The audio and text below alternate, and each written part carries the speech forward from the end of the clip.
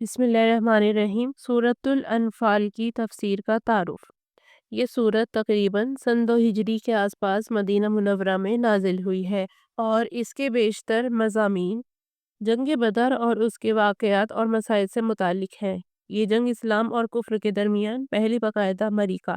لڑائی کی حیثیت رکھتی ہے، جس میں اللہ تعالیٰ نے مسلمانوں کو فتح مبین عطا فرمائی اور قریش مکہ کو ذلت آمیز شکست سے دوچار کیا۔ چنانچہ اس صورت میں اللہ تعالیٰ نے اپنے انعامات بھی یاد دلائے ہیں اور مسلمانوں نے جس جان نثاری کے ساتھ یہ جنگ لڑی، اس کی ہمت افزائی کے ساتھ بعض ان کمزوریوں کی بھی نشاندہی فرمائی ہے جو اس جنگ میں سامنے آئی، اور آئندہ کے لیے وہ ہدایت بھی دی گئی ہے جو ہمیشہ مسلمانوں کی کامیابی اور فتح و نصرت کا سبب بن سکتی ہے۔ جہاد اور مال غنیمت کی تقسیم کے بہت سے احکام بھی بیان ہوئے ہیں، اور چونکہ جنگ بدر اصل میں کفار کے ظلم و ستم کے پاس منظر میں پیش آئی تھی، اس لیے ان حالات کا بھی ذکر کیا گیا ہے جن میں حضور صلی اللہ علیہ وآلہ وسلم کو مکہ مکرمہ سے ہجرت کا حکم ہوا، نیز جو مسلمان مکہ مکرمہ میں رہ گئے تھے ان کے لیے بھی ضروری قرار دیا گیا ہے کہ وہ ہجرت کر کے مدینہ منورہ آ جائے۔ ہجرت کی وجہ سے میراث کی تقسیم سے متعلق کچھ احکام عارضی طور پر نافذ کیے گئے تھے۔ سورت کے آخر میں اسی وجہ سے میراث کے کچھ مستقل احکام دیے گئے ہیں۔ جنگ بدر، چونکہ اس سورت کے بہت سے مضامین یعنی ٹاپک سبجیکٹ جنگ بدر کے مختلف واقعات سے متعلق ہیں، اس لیے ان کو ٹھیک ٹھیک سمجھنے کے لیے اس جنگ کے بارے میں کچھ بنیادی معلومات یہاں پیش کرنا ضروری معلوم ہوتا ہے تاکہ اس سے متعلق آیت کو ان کے صحیح پاس منظر میں سمجھا جا سکے۔ مکہ مکرمہ میں حضور صلی اللہ علیہ وآلہ وسلم نبوت کے بعد 13 سال مقیم رہے۔ اس دوران مکہ مکرمہ کے کفار نے آپ صلی اللہ علیہ وآلہ وسلم اور آپ کے جان نثار صحابہ کو طرح طرح سے ستانے اور ناقابل برداشت تکلیفیں پہنچانے میں کوئی کسر نہیں چھوڑی، یہاں تک کہ ہجرت سے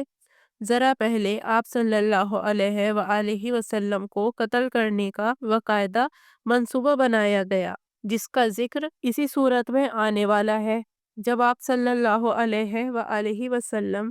ہجرت کر کے مدینہ منورہ تشریف لے آئے تو کفار مکہ مسلسل اس فکر میں رہے کہ آپ صلی اللہ علیہ وآلہ وسلم کو وہاں بھی چین سے بیٹھنے نہ دیا جائے۔ انہوں نے عبداللہ بن ابی کو مدینہ منورہ میں ایک خط لکھا کہ تم لوگوں نے محمد اور ان کے ساتھیوں کو پناہ دی ہے، اب یا تو تم انہیں پناہ دینے سے ہاتھ اٹھا لو ورنہ ہم تم پر حملہ کریں گے۔ انصار میں سے اوس کے قبیلے کے سردار حضرت سعد بن معاذ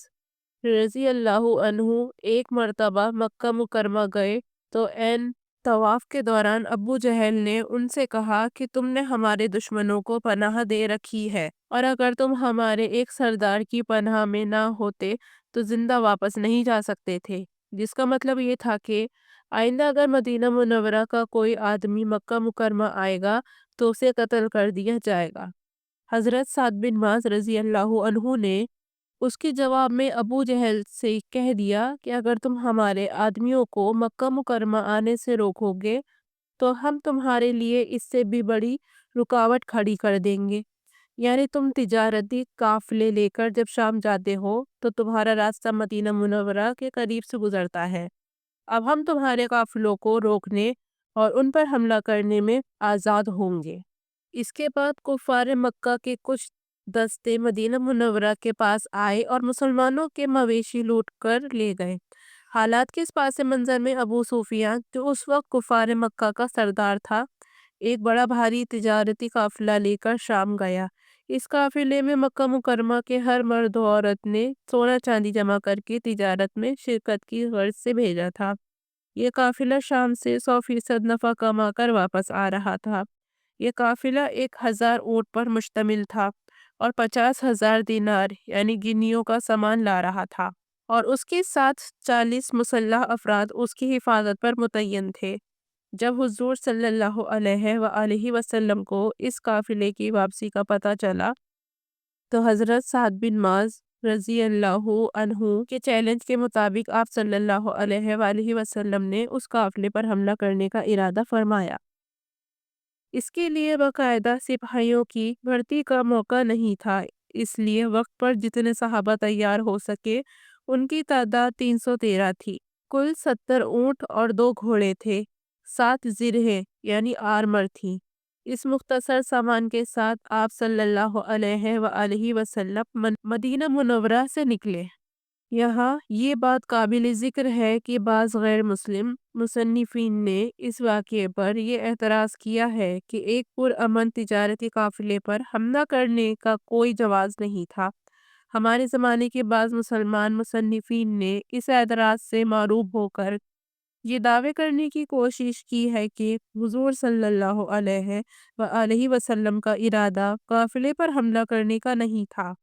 بلکہ ابو سفیان نے اپنے طور پر خطرہ محسوس کر کے ابو جہل کے لشکر کو دعوت دی تھی۔ لیکن واقعے کی یہ تشریح صحیح احادیث اور قرآنی ارشادات کی روشنی میں درست نہیں ہے۔ در حقیقت یہ اعتراض اس وقت کے حالات اور اس دور کے سیاسی، دفاعی اور معاشرتی ڈھانچے سے بے خبری پر مبنی ہے۔ پہلی بات تو یہ ہے کہ جو واقعات ہم نے اوپر بیان کیے ہیں ان کی روشنی میں فریقے کے درمیان ایک مسلسل جنگ کی حالت موجود تھی۔ دونوں نے ایک دوسرے کو نہ صرف چیلنج دے رکھا تھا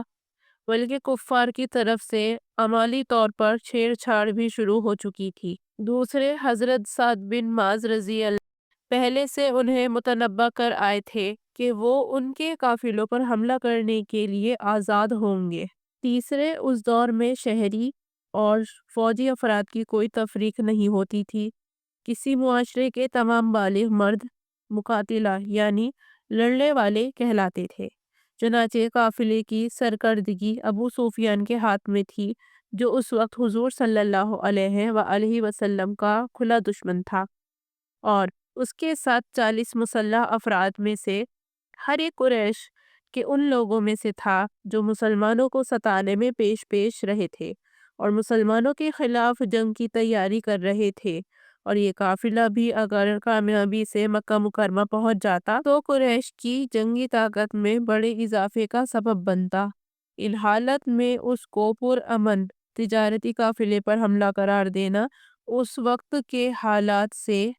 ناواقفیت یا محض اناد کا کرشمہ ہے، اور اس کی وجہ سے ان واقعات کا انکار کرنا کسی طرح درست نہیں ہے جو صحیح احادیث سے ثابت ہے۔ بہرحال جب ابو سفیان کو آپ صلی اللہ علیہ وآلہ وسلم کے ارادے کا اندازہ ہوا تو اس نے ایک طرف تو ایک تیز رفتار قاصد ابو جہل کے پاس بھیج کر اس واقعات کی اطلاع دی اور اسے پورے لاؤ لشکر کے ساتھ آپ صلی اللہ علیہ وآلہ وسلم پر حملہ کرنے کا مشورہ دیا، اور دوسری طرف اپنے قافلے کا راستہ بدل کر بحر احمر کے ساحل کی طرف نکل گیا تاکہ وہاں سے چکر کاٹ کر مکہ مکرمہ پہنچ سکے۔ ابو جہل نے اس موقع کو غنیمت سمجھ کر ایک بڑا لشکر تیار کیا اور لوہے میں غرق ہو کر مدینہ منورہ کی طرف روانہ ہو گیا۔ حضور صلی اللہ علیہ وآلہ وسلم کو جب پتہ چلا